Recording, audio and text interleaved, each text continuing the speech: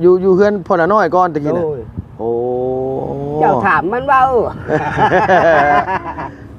เป็นญาติกันบ่เป็นพี่น้องกันบ่หรือบ่แม่นพี่น้องบ่แม่นคนโอ้ยได้อันไหนบ่แม่นคนลาวนี่เลยแล้วคนตะโอ้ยเนาะคนตะโอ้ยคนมาแต่เมืองนองมาแต่ตะโอ้ยพี่น้องเป็นพ่อตะโอ้ยอ๋อโดยบ่แม่นเผาตีเผาหยังบ่แม่นเนาะบ่แม่นคนตะโอ้ยเนาะโอ้โดยมันคิดดูกับหมู่โดยเบิกหมู่คือแบบคือเฮานี่แบบกับมันนี่ไอ้เจ้านี่บ่ได้เฮือนอยู่ก็บ่มียังอยู่กับไผก็อยู่เฮาอยู่กับเฮารับเองโดยก็เลยมาอยู่พี่อยู่น้ำเราจักเดือนนี่โดยโอ้กว่า10 ปีแล้วเฮาอยู่ได้นี่ได้อันก็อายก็ได้ลูกตัวนึงโอ้วันนี้เฮาฮัก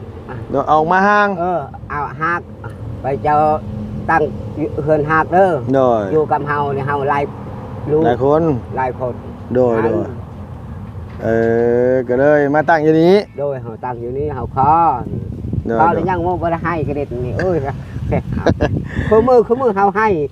ไอ้มีกระเด็นอยู่ทางให้ก็บ่มีก็ได้เมียก็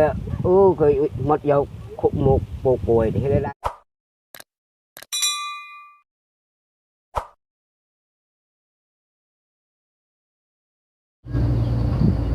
โอ้ยพี่น้องเอ้ยเนาะสุดยอดเลยพี่น้องเนาะอยู่เมืองเซโปน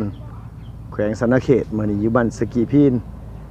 ฮ้อนอบอ้าวดีดอพี่น้องเอ้ยออกไปใส่ย่างไปใส่ก็บ่เป็นโอ้ยหายใจเข้าท้องก็ยังสิบ่ได้พี่น้องเนาะสืบอากาศความร้อนเข้าไปเผาตับเผาปอดไหม้บ่แล้วอยู่ทางในพุ่นร้อนแห้งบ่กล้าสืบอากาศเข้าไปแห้งหลายโพดโพดีได้พี่น้องฮ้อนแห้งอีหลีมื้อนี้ทำท่าฝนสิตกแต่ว่าทั้งน้องน้อยเพิ่นว่าบ่ตกหรอกว่าซั่นว่าเขาเจ้าจุดให้มันเป็นแบบนี้ควันไฟหลายว่าซั่นว่าลุงก็คิดว่าฝนสิตกนึกว่าฮ้อนฝนบ่แม่นพี่น้องเอ้ยเขาเจ้าจุดให้หลายว่าซั่นว่าเนาะพี่เนาะเปิดคลิปมาตอนนี้ลุงก็อยู่บ้านเฮือนซ่านประตู7 ปีพี่น้องเอ้ยแล้วก็นั่งอยู่ใต้ทุนบ้านเฮือนงามแล้วนี่แหละเนาะพี่เนาะเฮือนใหม่เฮือนงามแล้วนี่แหละพี่น้องเอ้ยปีใหม่ฟ้าใหม่เนาะพี่เนาะขอให้พี่น้องสุขภาพพรรณนามัยแข็งแรงอายุมั่นขวัญยืนเป็นน้อยอย่าเจ็บอย่าจนลำรวยพี่น้องเอ้ยเนาะเดินทางไปใส่มาใส่ก็ขอให้ตลอดปลอดภัยพี่น้องเอ้ยสิ่งสำคัญเนาะพี่เนาะก็ขอให้พี่น้องรักษาสุขภาพพี่น้องเอ้ยอากาศเปลี่ยนไปเปลี่ยนมาระวังลูกระวังหลานประเด็นน้ำอยู่ห้วยอยู่ห้องก็ต้องมีผู้ปกครองดูแลพี่น้องเนาะจมน้ำจมในมาโอ้ยพี่น้องเอ้ยลำบากอีกแหละเนาะพี่น้องสำหรับคลิปนี้กับลุงก็ต้องสบายดีพ่อแม่พี่น้องเบิดสุขุสุคนเนาะพี่น้องที่เขามารับมาชมช่องของลุงเฮิมชาแนลคือเก่าคือเดิมพี่น้องเอ้ยเนาะลุงก็ไล่เบิ่งคอมเมนต์ก็เพิ่นกติหรือว่าเพิ่นก็ว้าวขนาดเนาะพี่น้องว่าลุงบ่อยู่กับครอบครัวกับลูกกับเมียบ่ซั่นว่าโอ้พี่น้องเนาะลุงก็เมื่อแล้วพี่น้องเอ้ย2-3 มื้อเนาะเมื่อแล้วเฮาบ่มีคลิปลงพี่น้องเอ้ยเราอยู่พุ่นก็ได้แล้วก็กับอีกอย่างเนาะพี่น้องกับเรื่องภาระหนี้สินเงินก็หาบ่ค่อยหมานปานใดพี่น้องปีนี้ก็ได้เดือนนี้ก็เฉพาะค่างวดรถหั่นก็ยังบ่ทันได้พออยู่พี่น้องเนาะผ่อนเดือนนึงก็10,000 ปลายบาทพุ่นพี่น้องเอ้ยเนาะแต่ว่าทั้งนี้ทั้งนั้นเฮาก็อยู่ไปแล้วมันบ่มีคลิปลงเฮาก็หาเงินนำคลิปเนาะพี่น้องคันบ่มีคลิปลงมันก็บ่ได้เงินพอบ่ได้เงินเฮาบ่มีได้ไล่เข้ามาแล้วเฮาสิเอาไสพี่น้องไปเลี้ยงครอบเลี้ยงครัวเนาะก็เลยขอแม่น้องนี่ขึ้นมาเพิ่นก็เห็นดีนำแล้วก็ตกลงกันว่าสิขึ้นมาก่อนเด้อนางเด้อว่าเพราะว่าอยู่ไปมันก็บ่มีคลิปลงกับอีกอย่างเขาก็อยากตั้งมุกตั้งใจหาเงินหาค่ำนี่แหละเนาะพี่น้องพอได้เลี้ยงลูกเลี้ยงเมียพี่น้องเอ้ยพอได้มีอยู่มีกินในครอบในครัวเฮือนซ่านเฮาก็เลยขึ้นมาพี่น้องเนาะทางแม่น้องนี่เพิ่นก็บ่ได้ว่าหยังดอกพี่น้องเอ้ยเฮาก็อยู่กันมาปีนี้ก็ปีที่14แล้วกับน้องเพิ่นก็ได้รู้จักหักแพงกัน คือลุงว่าอะไรเนาะพี่น้องลุงนี่เป็นคนหนึ่งที่บ่ค่อยหวานเป็นคนที่แบบว่าเฮาบ่ได้มีความหวานลงโซเชียลนะพี่น้องเฮาก็บ่ได้มีแบบว่าบรรยากาศแบบนั้นให้พี่ให้น้องเห็นพอปานใดเนาะแต่ว่าความจริงใจนี่ลุงก็ว่าลุงแหละผู้หนึงพี่น้องเอ้ยเนาะเอาเพราะว่าเฮาพาขึ้นมานี่ก็ยันว่าพาขึ้นมาถ่ายคลิปอัปโหลดให้ลงให้พี่ให้น้องติดตามให้เบิ่งให้ชมนํกันเนาะเอาพี่น้องเอ้ยจังได๋ก็ขอบคุณหลายๆบางคนว่าโอ้ยแม่น้องนี่เอ้ยเพิ่นซั่นว่าคันเขาบ่อยากอยู่นํกับป๊าโลดไปหาผู้ใหม่นับมือแห้งเฒ่าไปแล้วว่าซั่นว่าโอ้ลุงว่าความคิดแบบนั้นบ่อยากให้มีเด้อพี่น้องเด้อเนาะลุงกับแม่น้องนี่ก็ถูกต้องกันฮักแพงแบ่งปันกันคันว่าพี่น้อง FC หรือว่าผู้ใหญ่ใจดีเนาะพี่น้องเนาะคิดแบบนั้นลุงก็บ่รู้ว่าสิว่าแนวใดพี่น้องเอ้ยเพราะว่าเฮากับสิห้ามเพิ่นบ่ให้เพิ่นคิดก็บ่ได้เนาะแต่ทั้งนี้ทั้งนั้นก็คือเฮากับแม่ลุงนี่กับแม่น้องนี่บ่ได้ผิดได้ให้บ่ได้เถียงกันบ่ได้ต่อปากต่อคำกันเนาะพี่น้องมีแต่ว่าเห็นต้องป้องกันคือเฮาเฮ็ดเวียกเฮาก็เฮ็ดเวียกเนาะพี่น้องเวลาเฮาเล่นก็คือเล่นคันสมมุติว่าเฮาเล่นไปแล้วได้แต่ม่วนพี่น้องเอ้ยเนาะเบิดเงินเบิดทองได้แต่ม่วนอยู่กับครอบครัวก็เล่นกินปีใหม่นู่นนี่นั่นก็มันก็ประโยชน์มันก็บ่ได้หลายพี่น้องเนาะสำหรับลุงนะว่าคือเฮาก็40 ปีแล้วเฮาก็เล่นมาตั้งแต่เป็นบ่าวเป็นสาวก็เล่นมาหลายเลยก็เลยอยากขึ้นมาเฮ็ดเวียกพี่น้องเนาะอยากขึ้นมาหาคลิปหาพี่หาน้องอยู่ทางเซโปนพี่แหละเนาะให้พี่ให้น้องติดตามเมืองแต่ลุงก็บ่ได้ว่าหยังดอกพี่น้องเอ้ยแต่ว่าคือเห็นคอมเมนต์หลายคอมเมนต์ที่เพิ่นแบบว่าเพิ่นยุกเพิ่นคือเพิ่นออกความคิดเห็นว่าลุงนี่บ่ฮักลูกฮักเมียคันว่าบ่ซั่นกับปะห่างกันโลดเพิ่นบอกทางแม่น้องนี่อย่างสินะอดทนเอานู่นนี่นั่นอะไรพี่น้องแต่ว่าลุงว่าก็เป็นความคิดของเพิ่นก็ดีใจเนาะที่พี่น้องเนาะที่เพิ่นเขียนเข้ามาที่เพิ่นตักเตือนเฮาก็ขอบคุณหลายๆพี่น้องเนาะมีแต่ว่าปีใหม่ลุงก็มีแต่ให้พี่น้องอยู่ดีมีแห้งลำไปรวยเนาะพี่เนาะประตูก็ไปไสบ่เป็นมื้อนี้ก็โอ้ยร้อนแดดร้อนหน้าหลายกินข้าวเลยวุนะพี่น้องเอ้ยไปเข้าไปโอ้ไปร่มน้ำเล่าก่อนร้อนเด้ประตูไม่ตู้เอ้ยไปอยู่ในใดกินในใดเด้แบบนี้เด้สิแม่นร้อนพี่น้องเอ้ยโตโดยโอ้ยมองพักเที่ยงนั่นนี่เนาะกินข้าวอยู่นี่บ่มื้อนี้กินข้าวอยู่นี่นะได้หยังกินได้ต้มผักกินเลยต้มผักจำแจ่วโดยอันนี้ไม่เฮานี่พอถูกป่ะต้มผักจำแจ่วมื้อนี้ไปบ่ได้ไปสวนบ่มื้อนี้เมื่อยไปแล้วเมื่อยนอนเมื่อแต่ชวนเฮาเฮานอนเมียเฮาไปหาลูกไหมเมียไปหาหน่อไม้เอาไปขายให้เฮาเมื่อกี้นี่บ่โดยไปแต่เช้าพุ่นบ่หรือว่าไปหาแต่ไปบ่แต่5 โมงไปโดยโอ้มันคือบ่งามแต่ภาพพี่น้องเอ้ยโดยโอ้พี่น้องเอ้ยอันนี้นี่ก็ไผสิซื้อมาให้พ่อนี่โดยเบาเชียงโอ้ซื้อผ้ากระจาดมาให้พ่อตู้แต่ว่ายังบ่ทันได้ใส่เนาะยังสิใส่เฮือนหลังไรนี่น่ะก็เฮาคือเฮือนนี่เฮาใช้โลดโดยนอนหลังไรซุมื้อนี่หลังนี้ก็หลังเฮือนนอนนี่ลูกเฮาก็นอนเฮือนเนี่ยอยากได้ไฟฉายครับแผ่นฉากโอ้ยได้โซลาร์เซลล์โดยอันนี้คือมื้อเฮานอนกับเมียเฮาอันนี้ก็อยู่สบายลูกเฮาว้าวกับเฮานอนนี่ละพาเด้อเจ้านอนเฮือนน้อยเฮาคือมื้อนอนเฮือนนี่อันนี้นี่นอนพี่ชั่วมื้อนี่นะโดยโอ้อยู่พุ่นน่ะลูกชายนอนเขาไปสากโซลาร์เซลล์โดยเขาไปสากแบตอยู่พุ่นโดยก็เลยให้พ่อนอนอยู่หลังนี่นอนเฮือนใหม่สิบ่ได้ลูกใหม่ซะบ่ล่ะบัดนี้มันสิบ่ย่ำซะบ่ล่ะเนาะ จักเป็นคนบ้านนี่ เลยสิบ่อาย่ำจังอาย่ำใส่กันเลยลูกออกมาอีกแล้วย่าอีกแหละโอ้ยเลยบ่ไหวเลยเนาะไม่ตู้เนาะเฒ่าเลยเนาะ โดย บ่เอาเลยเนาะพ่อเนาะ โดย บ่ไหวเนาะ โอ้ยกันเอาเนี่ยยังแต่ได้ลูกเนี่ยเลี้ยงบ่ได้กลุ่มดอกแต่ช้ำนี่พออยู่ โดยถือว่าคันว่ามีลูกใหม่อีกเนี่ยเลี้ยงบ่กุ้มเนาะเนาะ กลุ่มเท่าแล้ว แล้วเนาะพ่อเนาะ แล้วก็ลายลูกเนี่ยโอ้ยตายแล้ว มั่งเนาะ พอมังพอมังแล้วก็มีเลี้ยงเลยเลี้ยงก็บ่ได้กลุ่มข้าวกินก็บ่มี โดย แล้วเฮ็ดแต่ชวนเฮ็ดให้กลุ่มบ่ได้เฮ็ดกลุ่มพอกินแต่น้อยเดียวได้เฮ็ด ฟังให้ฟังทั้งนี้น่ะได้เฮ็ดอยู่ว่าชั่วโมงนี่ บ่เฮาปะงานของหมู่ อ๋อ เฮาเฮ็ดชัดชื่อ เฮาเฮ็ดทั้งนั้นเฮ็ดปีเดียวต่อเจ้าพาเฮาไปเบิ่งตอนนั้นเนาะไปที่นี่ไปเฮ็ดอยู่พุ่นบัดนี้ เฮ็ดอยู่พุ่น ไกลบ่พ่อไกลบ่ บ่ได้ไกลอันนี้กว้างน้อยเดียว กวงหน่อยหนึง โดย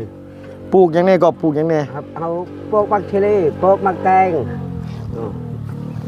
ปลูกมันยังได้เข้าเฮาบ่ได้ชักก็ย่ำพันตกเฮาชักเข้าแล้ว โอ้คันฝนตกก็สิไปนำข้าวใส่ โดย ป้าโตมันสิบ่ได้กินหลายอย่างโพดๆโธ่บัดทีนี้ โดย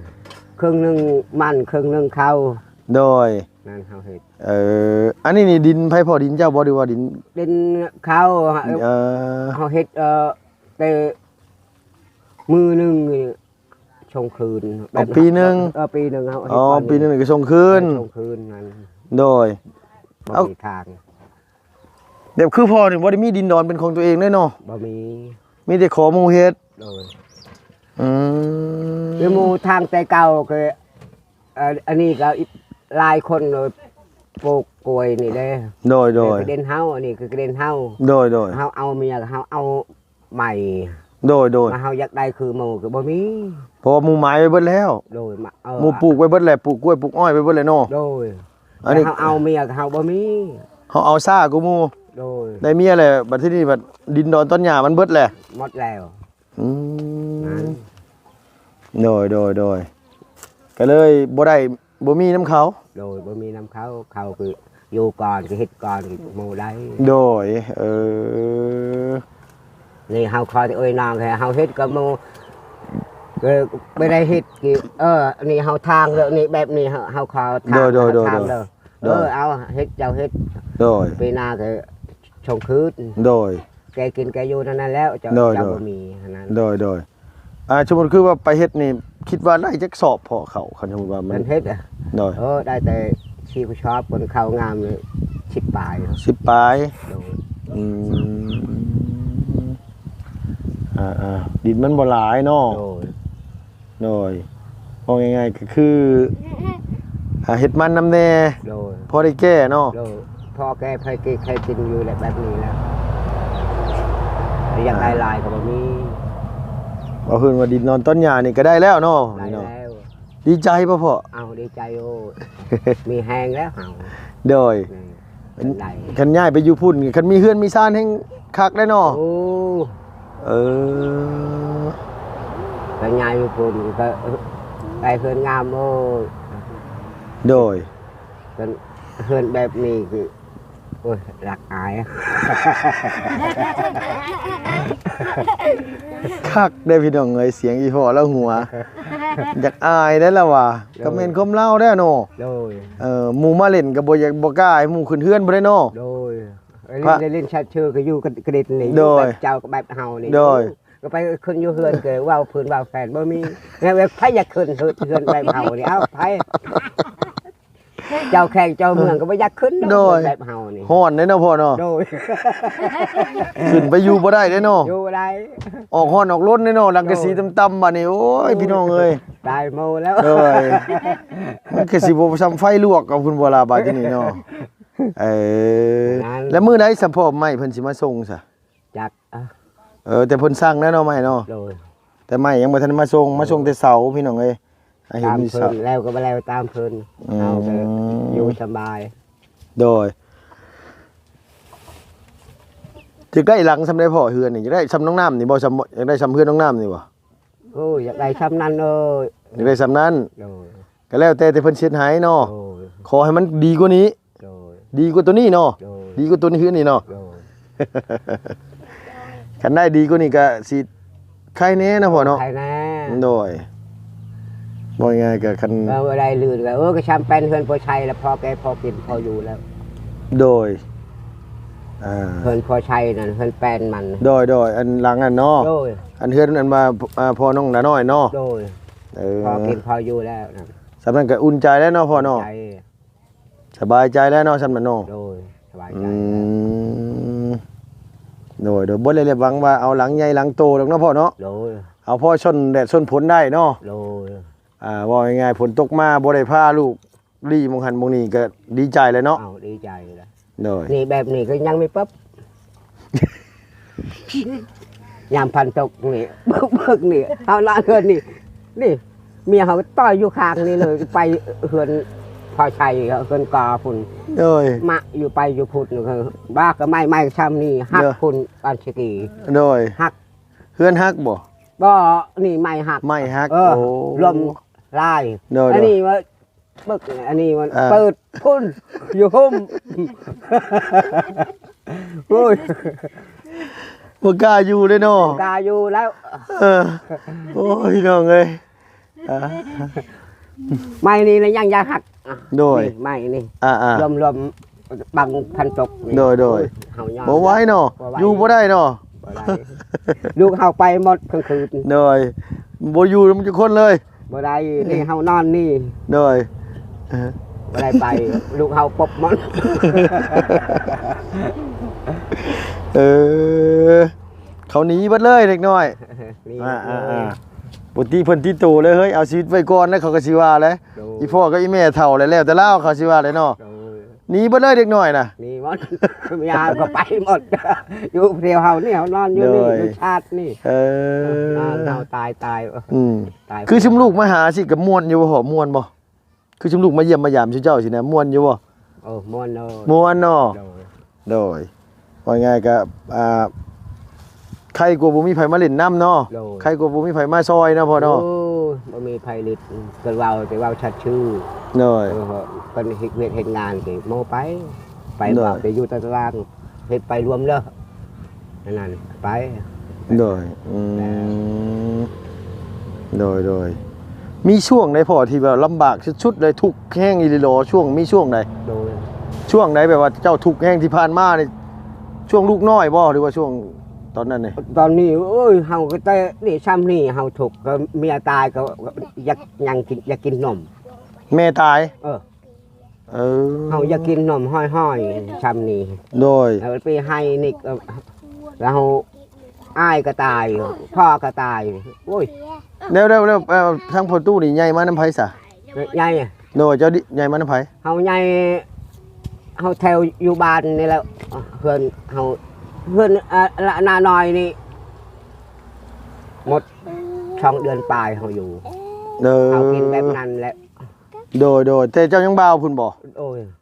เออ เฮาอยู่เฮือนบ้านอาชีกนี่โอ้ยว่า10 มือเฮาอยู่ 10 ปี 10 ปี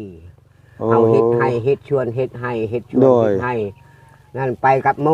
โดย เมียเขาก็ให้ไป โดย เฮ็ดข้าวกินนี่ โดย ได้ข้าวกินแล้ว โดย กับเมียไปจะไปกับเมียเฮาเด้อไปเฮ็ดชวนเฮาไป โดย ไว้เชียมนั่นเฮ็ดหญ้า โดย เฮากินแต่ข้าวแล้ว อาศัยไปอยู่อาศัยใหญ่น้ำชาวบ้านเพิ่น โดย โอ้ นั่น โดยบอกง่ายๆคือใหญ่ชาวบ้านซอยเรือมา โดย ไปใหญ่ไปนอนเฮือนผู้นั้นเฮือนผู้นี้แน่ โดย มอง3 ปี4 ปี โดย 10 ปีก็มี มีเฮาอยู่นั่นเฮาไป จนฮอดผู้เป็นบ่าวพุ่นนั้นเนาะพ่อเนาะ ฮอดเป็นบ่าวโอ้ เออ ดินผู้ชาวมักแท้ๆเฮาอยากได้เฮาหลายเฮาเฮ็ดเวียกเฮาเบิ่มันเกี่ยวข้องกันนี่ไปเฮาไปว่าเฮาลักไก่บ่ลักกล้วยลักอันนั้นบ่มีหรือบ่มีทาง แต่ลิ้นกับหมู่ โดย โอ้ พ่อบ้านชิกีเนี่ยอยู่กับเฮากันเจ้าอยากได้เมียเฮาแต่งเอา โดย เฮาบ่อยากอยู่ โดยตะกี้เนี่ยบอกไงว่าพ่อนี่เป็นคนดุคนมัน โดย บ่ได้รักของไผ โดย มักแตงมักเต้าอีหยังก็บ่รักนะพ่อเนาะ โดย บ่ง่ายชื่อชัดเนาะ โดยชัดไป เด็บ ชื่อ ผู้สาว ชื่อ ผู้สาวก็มักเนาะ ผู้สาวมักแท้ๆผู้สาว โดย อันนี้เฮาได้นี่หมู่มันก็อยู่นำกันไว้ความอยากมัก อยากเสียหายแล้วอันนี้ เออเด้อแม่ตู้เห็นตอนแรกมักเลยบ่แม่ตู้มักเลยเนาะพ่อตู้แล้วมักพ่อตู้แล้วหม่องใดแล้วรอบ่หรือว่าแล้วดุเรารู้พ่อแม่พ่อเฒ่าไม่เฒ่ากับพ่อมบ่พ่อ เอาครับ พ่อมเนาะ โดย แต่เพิ่นเอาพ่อตู้เอาบ่าวนี่บ่ทุกข์หรอกสิว่าได้เนาะ โดย พอมีอยู่มีกินสิว่าได้เนาะ โดย อื เอ ม ออยู่บ้านอาชิงเราไปนี่เจ้าได้นี่ อยู่กับมันแกกินแกอยู่ได้ไปเป็นคนมาลำมาลอย โดย คนไปรักไก่รักหัวบ่แม่น โดยคนดุมัน โตมันเฮ็ดเวียก โดย อันนี้มัก ขะดองเท่าไหร่ก็เขาอยากได้ตอนแรกขะดองเท่าไหร่ก็ โดย ตอนแรกเพิ่นอยากได้ขะดองเท่าไหร่ก็ อ้าวอยากได้50 ล้าน 50 ล้านคอยตัวหนึงเฮาบ่มี เออ เฮายอม แต่งเท่าไหร่บัดนี้ เอาบ่ได้แต่งอะไปพอเฮายอมแล้วเอานี่ให้ไปชูก่อน จาก50 ล้านเหลือเท่าไหร่ก็พอเหลือล้านเดียว เอาแต่ล้านหนึ่ง พี่น้องเอ้ยเมตู้จากขะดอง50 ล้านได้แต่สมมุติพี่น้องสุดท้ายได้ขะดองล้านเดียวว่าซั่นว่าเอ้าอยู่นำกันฮักแพงกันจนมีลูกมีเต้าเนาะ โดยนั่นเฮาได้ โดย ได้เนี่ยพ่อเช่าพ่อใช้นี่ก็รับนี่ โดย รับเอาเมื่ออยู่บ้านนี่ โดย ไปเมื่อบ่ได้เงินบ่ได้ค่ามันก็ยาเฮ็ดชวนเฮ็ดให้กันได้แต่งก็บ่ได้ก็ยา อยู่กับเฮานี่แต่เฮาอยู่กับมันเฮาตั้ง อยู่นี่บ่ โดย ก็พอหลานน้อยนี่เนาะ โดย เราชวนมาอยู่พี่ โดย โอ้แล้วมาช่วยเพิ่นเฮ็ดทั่วมันเฮ็ดสวนนี่ได้เนาะ โดย อืม เฮาเมื่อเมียเฮาเด้อเฮือนมัน โดย เฮาเมื่อเมียมัน เออ เมียเฮาเนี่ยเฮือนมัน เอามาอยู่พี่เนี่ยอยู่เฮือนพ่อหลานน้อยก่อนตะกี้ โด น่ะ ย โอ้ เจ้าถามมันเว้า เป็นญาติกันบ่เป็นพี่น้องกันบ่หรือว่าบ่แม่นพี่น้อง บ่แม่นน่ะคนโอ้ยได้อันไหนบ่แม่นคนลาวนี่เลย โอ้แล้วคนตะโอ้ยเนาะ คนโต้ย คนมาแต่เมืองนอง เ มาแต่ตะโอ้ยพี่น้องเป็นพ่อตะโอ้ยอ๋อโดยบ่แม่นเผาตีเผาหยังบ่แม่นเนาะ บ่แม่น คนตะโอ้ยเนาะ คนตะโอ้ย โอ้โดย มันคิดดูกับหมู่ โดย เบิกหมู่คือแบบคือเฮานี่แบบกับมันนี่ไอ้เจ้านี่บ่ได้เฮือนอยู่ก็บ่มีนั่งอยู่กับไผก็อยู่เฮาอยู่กับเฮารับเอง โดยก็เลยมาอยู่พี่อยู่น้ำเราจักเดือน นี่ โดย โอ้กว่า10 ปีแล้วเฮาอยู่ อืม ได้นี่ได้อันก็อายก็ได้ลูกตัวหนึง โอ้ วันนี้เฮาฮัก เดี๋ยวเอามาห้าง เอาฮักไปเจ้าตั้งเฮือนฮักเด้อ โดย อยู่กับเฮาเนี่ยเฮาหลายลูก หลายคน หลายคน โดยก็เลยมาตั้งอยู่นี้ โดยเฮาตั้งอยู่นี่เฮาขอ โดย ขอแล้วยังบ่ได้ให้ก็เด็ดนี่เอ้ยคือมือเฮาให้เฮาให้ไอ้วีก็เด่นอยู่ โดย ทางให้ก็บ่มี โดย ก็ได้เมียก็ก็หมดยกคุกหมกปลูกป่วยที่ได้ โดย อันนี้ก็ของเฮาอันนี้ของเฮาก็บ่มี โดยก็เลยอยู่ไปเนาะ อยู่ไป โดยประสบการณ์พ่อตู้นี่ก็บ่ได้ธรรมดาพี่น้องสู่ชนมาทุกข์ยากมาเหมือนเฮ็ดไร่เฮ็ดสวนเนาะพ่อตู้เนาะ โดย จนมาฮอดมื้อนี้เนาะ เฮาเลี้ยงลูกเฮาบ่ได้ก้มแกกินแกอยู่นั่นแหละ โดย เป็นให้ มื้อได้กินแน่แล้วบ่ได้กินแน่ก็มีเนาะ โดย มันก็บ่ได้อิ่มซุมื้อดอกเนาะพ่อเนาะเฮ็ดได้ซั่นเนาะ โดยมีแต่ว่าสู้ๆพ่อเอ้ย โดย ปีใหม่ฟ้าใหม่คิดว่าสิได้เฮือนใหม่ไต่เฮือนงามนํเขาเด้อพ่อเด้อ โดย ถ่าอยู่ได้เนาะคล้องอยู่ได้เนาะคล้องให้เขาขึ้นมาอยู่ได้เนาะ โดย เอาพี่น้องเอ้ยถ้าพอแล้วก็ประตูแล้วก็คล้องให้ทั้งทีมงานขึ้นมาอยากเห็นไม้เห็นตอกแล้วมันพอได้อุ่นใจเลยเนาะพ่อเนาะ โดย อ่า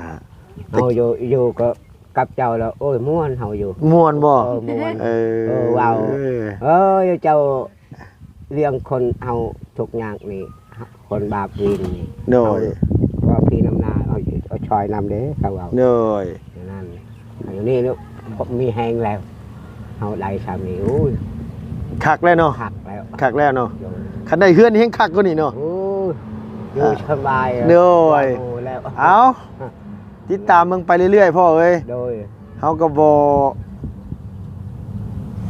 จักเชื่อนี่ใดเนาะพี่น้องเนาะก็ว่าไงก็คือเฮากับบ่ฮู้ในอนาคตต่อไปจักผู้ใหญ่เพิ่นสิมองเห็นแนวใดหรือว่าเป็นแนวใดก็มีแต่ว่าท่าเบิ่งนํกันนะพี่เนาะอันนี้ก็ทางบ่บุญสารวัตรเพิ่นสั่งเสาสั่งหยังมาแหละก็สิมีแนวคืบหน้ามาอยู่ดอกคิดว่าก็พอสิได้เฮือนใหม่ไต่เฮือนงามนํเขาอยู่บ่จักเนาะพ่อเนาะ โดย คันได้ก็สาธุเนาะ โดยจะได้ทำได้ก็ชาทุ โดย ก็บ่ได้งามก็ใช้ทุ โดย อยากได้เฮือนขอว่ามันได้เนาะ เขาก็ได้ โดย นี่แล้วก็เฮาก็ได้กระดิษนี่โอ้ยพอแห้งแล้วเฮาชุ่ง เด้อ เขาอยากได้ นั่น ตั้ง อยู่กระเด็น อันนี้นี่ทางเข้านี่เข้าทางเฮือนน้องน่ะน้อยเป็นบ่พ่อ โดย เอาขอแล้วเข้ามาทางนั้น ว่าเฮาขอ เด้อ ให้เฮาไปนี่เอาไปเบิ่งว่ามันโปกอยากลูกนายกินมันตัด เด้อตัดเลยเนาะตัดทางเข้าไปเลยเนาะ โดย เอาพี่น้อง แล้วคนบ่ได้อยู่กับมันเขาโอ้ยคนบ่ได้ให้แล้ว เด้อ ขับ อั มัน นี้ โป อันนี้อยู่นํกันมาตลอดเนาะ โดย หักแพงกันเนาะ โดย โดยเอาพี่น้องเอ้ยนี่ก็ดีใจน้ำพ่อแล้วคิดว่าในภายภาคหน้ามื้อหน้าฮกไปมีเฮือนมีซ่านอยู่เน้นหนาถาวรก็ห่วยนะพ่อเนาะแฮงสิคักได้เนาะ โดย สบายใจได้เนาะ สบายใจแล้ว อ๋อง่ายตายกระสุดแล้วเนาะพ่อวันนี้เนาะ โอ้ย บ่เป็นห่วงปานใดแล้วเนาะ ห่วงว่าไรก็ตายอยู่นี่ โดย ยังเมียยังลูก โดย น้ำนี่ก็จากต่อหม่องนี้ก็ต่อไปนี้ชื่อท่อลงไป ตาลงไปอยู่พุ่น โดย น้ำมันปะอยู่นี่ใช้ทอ โดยใส่ท่อลงไป เฮาฮือมินเฮาได้แต่ล้านหนึงเฮาใช้อันนี้แล้ว โดยหือมินน่ะหือ ฮือมัน มัน อันนี้มันไปปลูกดินะของ ของผล ของเพื่อนบอก ของผล ขุดลงไปหื้อลงไปซื้อโทรมาใส่นี่ก็ไปพุ่นเนาะ โดย เอ้ยเอา เฮาเฮ็ดปีนี้เฮาได้3 ล้านบาทอยู่ บอกเอ เฮาเฮ็ดปีนี้ โดยเอาสู้ไปพ่อไอ้พ่อได้เงินแก้ไข โดย เนาะอย่างน้อยๆก็พ่อได้ซื้อข้าวมาให้ลูก เขาชื่อเบอร์ถือลูกเฮาเรียนคือแบบหมูมันว่าเป็ดมันตายทุนึง โดย เฮ้ยเฮาเฮ็ดมัน อยากให้ลูกเนี่ยได้มือถือเล่นคือกันกับหมู่ โอ้ยนั่น อีบาปลูก บาปลูก โดยเอา ตายทุนึง เจ้าพี่น้องเอ้ยย้อนว่าหากลูกหากเต้าไผก็คือกันนะพี่น้องเอ้ยคำว่าลูกนี่บ่ได้อยู่นำไปหาเงินหาคำบ่ได้อยู่นำก็ยอมเนาะพ่อเนาะยอมคนเป็นพ่อเป็นแม่คนนี่พี่น้องเอ้ยคิดฮอดลูกจ้อยๆก็ยอมพี่น้องเอ้ยยอมปะไปหา โอ้ เงินหาทอง แบบโมไปได้เงินได้ครับก็แบบเฮาก็ไปเที่ยวบ้านที่นี่ก็ไปแบบก็บ่ได้ไปเพิ่มแต่กินแต่อยู่แต่เฮ็ดให้เฮ็ดชวนมือใดกินมือบ่ได้ก็มือฮอดจักก็บ่ได้จักเทื่อก็นอนแล้ว หมดปัญญาบ่มีข้าวกิน นอนเฉย ยังเหลืออยู่เลยว่าเขาเพิ่นซื้อมาให้ยังเหลืออยู่บ่ยังมีอยู่เดี๋ยวนี้เนาะ ยังยังอะไรเต็มกระชับ ยังบ่ได้เต็มกระสอบ โดย เจาะแล้วเนาะ โดย โอ้กินซุมื้อเนาะหลายคนกินก็เบิดไว้แน่หั่นแหละพ่อเอ้ย โดย เดี๋ยวมีแต่ว่าอยู่ดีมีแห้งปีใหม่เด้อ โดย พี่น้องมานั่งเล่นน้ำตาพอแล้วบ่รู้ว่าสิไปทางไหนมันร้อนเนาะพ่อเนาะ โดย ร้อนแห้งอีหลีพี่น้อง โด มื้อย นี้ เฮาก็เฮ็ดอยู่ชวนยังฮอนโอ้ยเฮานี่เฮานอนมีเฮาไปนอนที่นอนเลยก็เมื่อยเฮ็ด เด้อเอาโอเคเด้อจ้ะเด้อ โดย สบายดีเด้อแม่เด้อเอาพ่อเนาะเอาไม้มาให้เฮาเนี่ยพ่อพี่น้องเอ้ยมานั่งเล่นบ่รู้ว่าสิไปไสอยู่เฮือนน้องหน้าน้อยก็เพิ่นกำลังแกงหน่อไม้อยู่หั่นอันชื่อน้ำอีแม่หั่นแหละหน่อยซื้อหน่อไม้ซอยลาวเมื่อกี้นี่พี่น้องเอ้ยเพิ่นไปหาหน่อไม้ปอกได้เพิ่นย่างไปขายพ่อให้น้องหน้าน้อยอันว่าแกงให้กินว่าเอาเนาะพี่น้องมีแต่ว่า ถ้าติดตามเบิ่งเนาะพี่น้องว่าทางผู้ใหญ่ใจะดีทางทีมงานเพิ่นสิมาสดมาซอยทางทพเราไต่ซำใดเนาะพี่น้องคันว่าแล้วได้เฮือนใหม่ไต่เฮือนงามก็แฮงสิดีใจน้ำลาวพี่น้องเอ้ยเพราะว่าหยังคืออันนี้ทั้งนั้นก็ยังให้เราได้นะเนาะพี่น้องเพราะลูกเราก็ยังมีแต่ผู้น้อยอยู่ลูกบ่ใหญ่เนาะพี่น้องสำหรับคลิปนี้ไปเด้อเพิ่นเด้อขอให้อยู่ดีมีแห้งอย่าเจ็บอย่าจนลำรวยสุขภาพพานามัยแข็งแรงพี่น้องอายุมันขวัญยืนนะพี่น้องไปแล้วบ๊ายบายสบายดีเด้อเพิ่นเด้อ